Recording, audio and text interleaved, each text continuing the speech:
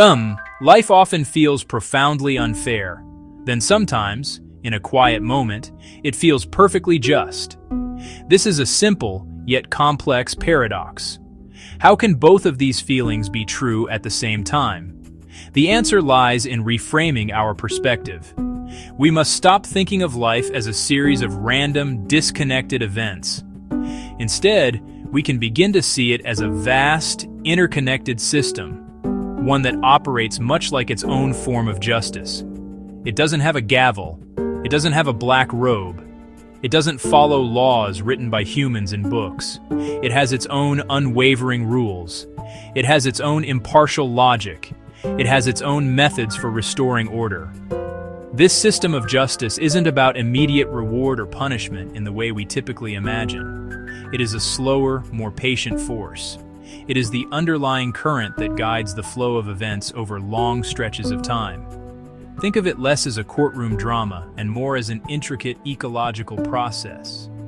It is a system built on cause and effect, where every action, no matter how small, sends ripples outward. These ripples eventually return, creating patterns that we perceive as fairness or unfairness.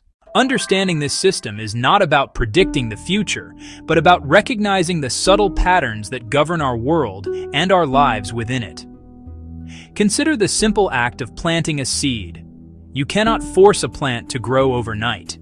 You must provide the right conditions: soil, water, sunlight. Your effort is the cause, the growth is the effect. This is life's justice in its most fundamental form. If you neglect the seed, it will not sprout. The system is not punishing you. It is simply responding to the conditions you have created.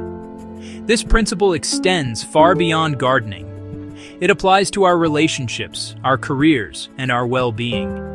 The inputs we provide, kindness, hard work, neglect, shape the outcomes we eventually receive. Life, as this quiet judge, doesn't operate on human emotions or biases. It operates on the principle of balance. It is an intricate dance of action, reaction, giving, receiving. The natural world is perhaps the clearest and most powerful illustration of life's inherent justice system. It is a domain where the rules of balance are absolute and constantly enforced.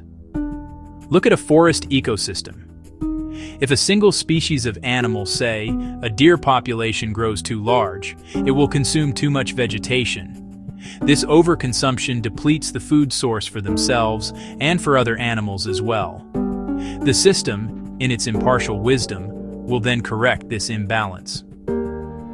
The scarcity of food may lead to a decline in the deer population, or it might attract more predators to the area, which helps restore equilibrium. This self-regulating mechanism is not a conscious decision, it is an automatic response. It is the system's way of ensuring its own long-term survival. A river provides another beautiful example. A river carves a path through the landscape, guided by the path of least resistance. During a heavy storm, a surge of water might cause the river to overflow its banks. Gentle.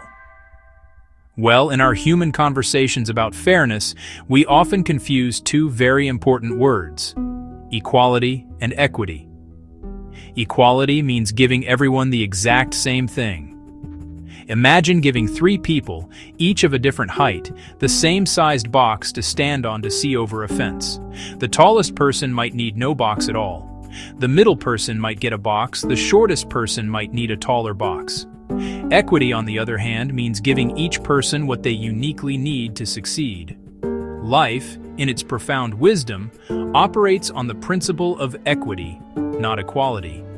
It provides what is needed for a situation, not a one-size-fits-all solution. This principle is visible everywhere in the natural world. A cactus growing in the harsh desert develops a thick, waxy skin to retain water-deep roots to seek it out. A fern growing on a damp, shaded forest floor develops broad leaves to capture diffuse sunlight. Both plants are given what they need to survive in their specific environments. They do not receive the same tools because their challenges are not the same. This is life's equity in action. It is a form of justice that is tailored to the individual circumstance, ensuring that each part of the whole has a fighting chance to find its place and thrive. This concept also applies deeply to our human experiences, though it can be harder to recognize. We do not all start from the same place or with the same set of advantages. Measured. Every system, from the simplest machine to the most complex society, has a built-in tendency to correct itself when it falls out of balance. Think of a thermostat in a house.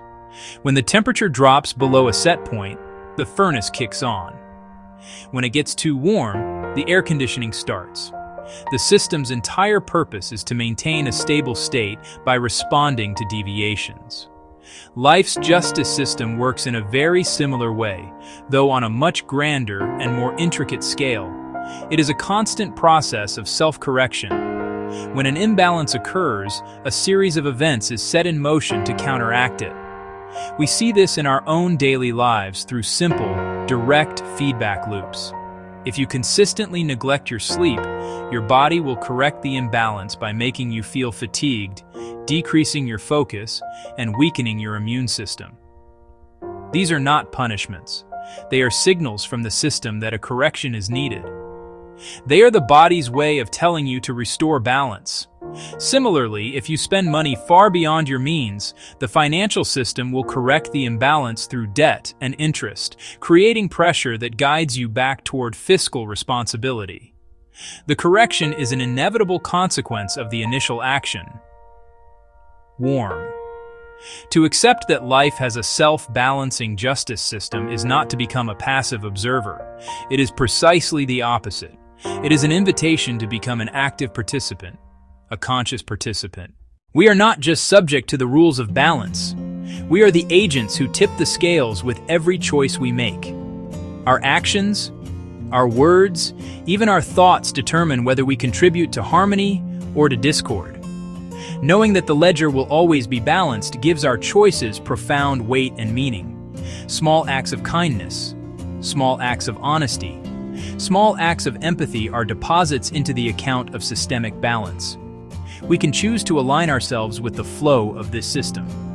We can practice equity by trying to understand what others truly need, rather than treating everyone the same. We can be the agent of correction by speaking up against injustice by working to heal a broken relationship. When we cause harm, intentionally or not, we can balance the ledger by offering a sincere apology, making amends, learning from our mistakes. This is how we work with the system, rather than against it. We become the hands that help the scales find their equilibrium more gently and more swiftly. In doing so, we not only make our own lives better, but we contribute to the quiet, steady, and ultimately just balancing of the world's great ledger. If you enjoyed this, please subscribe for more content like this.